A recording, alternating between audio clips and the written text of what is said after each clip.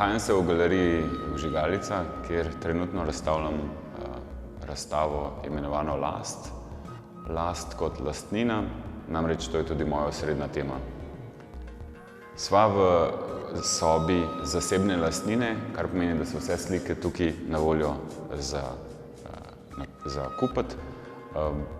Razlikujejo pa se v tem, da kljub temu, da jih nisem jaz naslikal, namreč jaz sem posnemal umetno inteligenco od prompta, torej nekega orisa ali ukaza, da sem namesto računalniku dal človeku in človek, fotograf, sva skupaj fotografirala motive, potem pa sem jih poslal še v izdelavo slikarjem, ki se ukvarjajo s tem kot storitve, in glavna razlika med njimi je samo v kvantiteti. Namreč pogodba je ključen del vsakega umetniškega dela. In eden je unikat, ena slika za menoj je omejena serija 3 in tudi obstaja neomejena serija. Torej, kolikor bo naročil, toliko bo slik na trgu. Kaj pa je hecen pri tem, da jaz bi jih lahko dal več naslikati, ampak ker sem s pogodbo obljubil, da so 3, pomeni, da je 4. ponaredek. Vsaj v moji obljubi in tudi v nekem dogovoru, ki ga s pogodbo se zavežem, da se držim.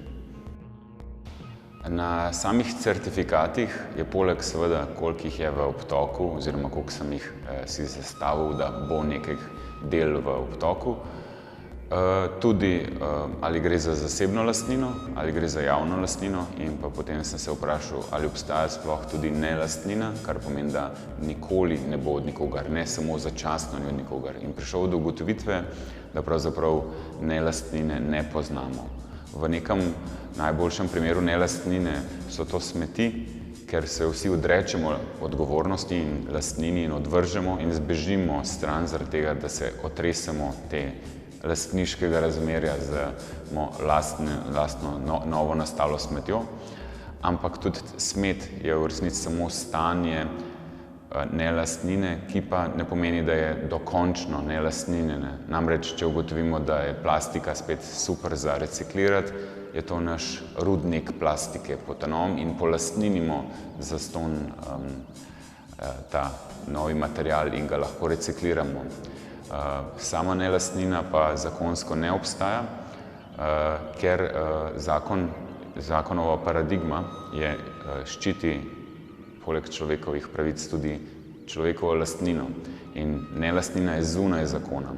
Torej, tudi moje recimo konceptualno obnašanje do nelastnine zakonsko ne gre čez, ker se obnaša kot samo, da sem se ali jaz odrekel lastnini in dal na kosovni odpad, kjer prvi pride, prvi melje in prevzame lastnino, prevzame objekt in s tem tudi lastnino, ali pa se v bistvu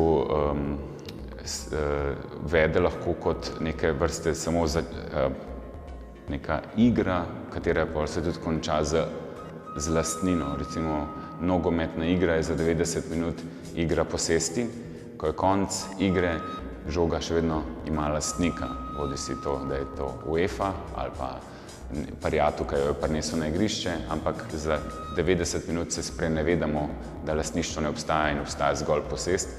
In to bi bil tudi izplen same slike, ki ni od nikogar, da se jo cuka iz rok ali pa da se jo vzame, razstavi v svojem stanovanju. S tem pa ne pomeni, da si jo lastimo in lahko tudi naslednji obiskovalec na obisku, kolega na obisku jo lahko sname dol in odnese in sodno to bi si želel in tudi sem predlagal nov zakon, da bi to bilo možno. Namreč v trenutnem sistemu to ne bi bilo.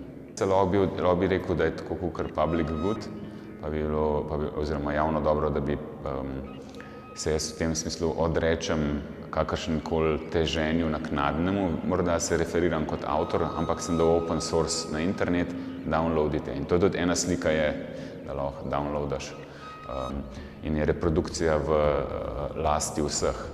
To pomeni, da se jaz ne morem oglašati nikoli več z kakršnikoli klejmanjem, da bi prevzel kakršnokoli nazaj lastništvo, ker sem že podaril javnosti.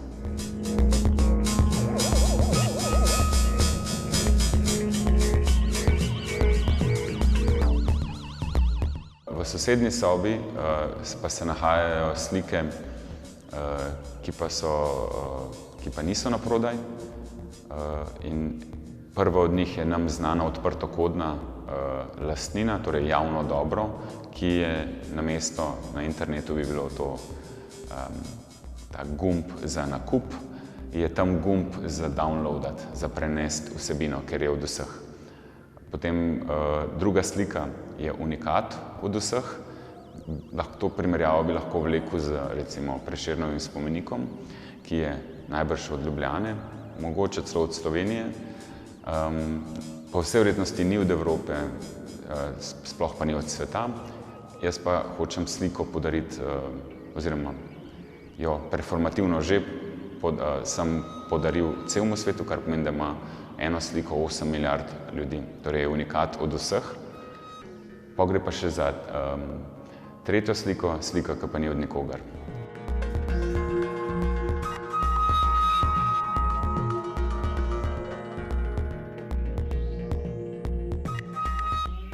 Vsaka slika ima še svojo digitalno različico, kar pomeni, da je slika sendvič, oziroma umetniško delo je sendvič štirih zgodb. Prva je certifikat, druga je ta tako imenovani prompt, tretja je digitalna fotografija in četrta je slika, kakor je za menoj. In ta digitalna slika služi kot čez blockchain, kot nekaj neizpodbitno originalnega, dokazljivega na sodišču in predstavlja popolno lastnino in tudi neuničljivo lastnino. Za samo razstavo sem pa želel to razpotegniti še v materialno, ker certifikat je tudi se da ponarediti in medtem, ko se digitalni certifikat ne da. In sem hotel združiti te dve stvari tudi v novo zgodbo in sem tehnološko reševal še, da se na sliki pojavi še NFC, ki je angleško Near Field Communication, kar pomeni, da tako kot imamo na plačilnih sistemih s karticami, kjer nas POS terminal prepozna, da lahko iz moje denarnice gre na drugo denarnico samo z dotikom.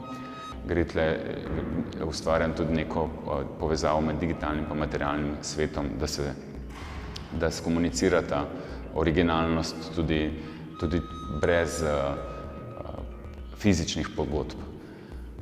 Kar pa sem še zraven želel skomunicirati, da poleg vse tehnologije, ki prihaja, sem pa hotel tudi upozoriti na privatizacijo interneta, ker me je NFT malenkost prestrašil, da se tudi lahko spremeni v prikazovanje slik na Googlu na isti način, kakor se glasbo posluša in se avtomatično predvajanje zabeleži in tudi potem profit razdeli založbi, platformi in pa ustvarjalcu, da se lahko zgodi tudi s samimi slikami, da se bo na nek način pokupil ves internet in vse skupaj bo v odnosu do privatne lastnine, ki potem za vsako nadaljnjo rabo zahtevamo ali dovoljenje avtorja ali pa industrije in tudi deljenje dobička. In sem hotel sam spomniti, da obstaja tudi javna lastnina, tako kot se je internet začel, odprtokodna, da so stvari tudi lahko samo od vseh. In zato pospešil z tudi samo otvoritvijo, ker se mi je zdel ključno za ta dialog, ki drvi mogoče po nesreč, mogoče zavestno v privatizacijo interneta. S tem pa upozoril še tudi na tretjo stvar, ki pa leži zunaj zakona in to je nelastnina.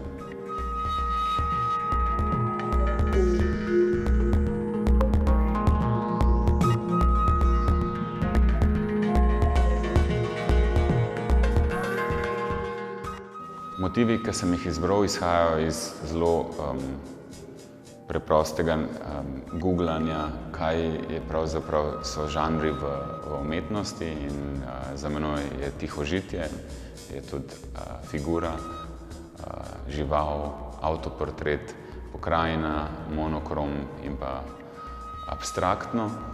In sem želel tudi izhajati iz bližine, torej gre za zelo leno vedenje dokumentacije mojega sveta, nič več od tega, ampak nakup iz trgovine, moja punca, moja mačka, moje okolje.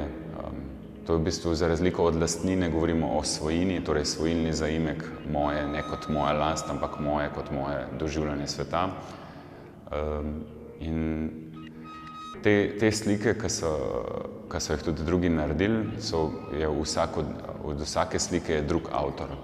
To ni en človek naredil, to je toliko je slik, toliko je ljudi naslikali in prispevali k dejansko kvalitetnejšemu branju razstave.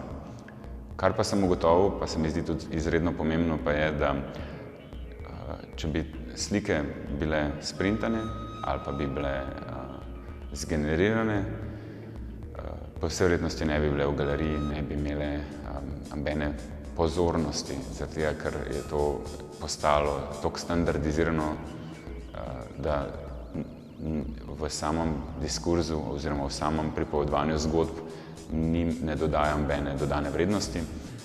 In zato se mi zdi, da je vprašanje o prihodnosti, ko bojo stvari pred nami že lahko tako popolnoma zgenerirane z vsemi posnemanji človeških napak in nanosi čopičev, da bo nezamenljiv ponaredek, ki ga je naredil računalnik in pa človek, še vedno glavno vprašanje, ampak ali ga je naredil človek, ker se sprašujemo v resnici o vloženem trudu, sprašujemo se o zgodbi, zakaj je nekdo zapravil svoj čas za ustvarjanje, namesto da bi kaj drugega počel, pa glede na to, da je že vse tudi na voljo. In odnos med gledalcem, na drugi strani sliko, ki ni zgenerirana, ampak je ustvarjena in je izpod človeških rok, drug tip komunikacije, ne glede na to, ali izgleda nezamenljiva z računalnikom. To je tako, kot gledamo dela, ki so vredna več milijonov, z drugačnimi očmi, kakor jih gledamo, če so pač poceni. In jaz mislim, da so te zgodbe v ozadju ene od ključnih parametrov za branje in vrednotenje teh del pred nami. Hočem reči, da pred nami sta lahko absolutno isti sliki, samo da je eno naredil stroj, eno pa človek, in vidim glih v tem, da je na simbolni ravni tisti, ki nam pomeni čustveno, ki se nam odpre, ne na potezi. Poteza bo posnemana, poteza bo popolnoma posnemana, torej bomo videli kopijo, nezamenljivo bo. In mislim, da tudi trenutno je relief še ta, mogoče ne indikator, ampak mogoče, da prepoznamo, da je še vedno izpod človeških rok, ampak ko bo pa tudi to nadomeščeno, ker nam bo zmanjkalo teh, rečemo, ker nam bo zmanjkalo nekih ključev za prepoznavanje oziroma razlikovanje med človekom pa med strojem, bo edino samo še simbolna primerjava. Tako da tle se mi zdi, da bo zelo meta vse skupaj na koncu. Najbolj nas bo zanimalo, če je to izpod človeških rok in zakaj bi to sploh kdo še delal, če ni treba. In s to razstavo sem tudi to želel povedati.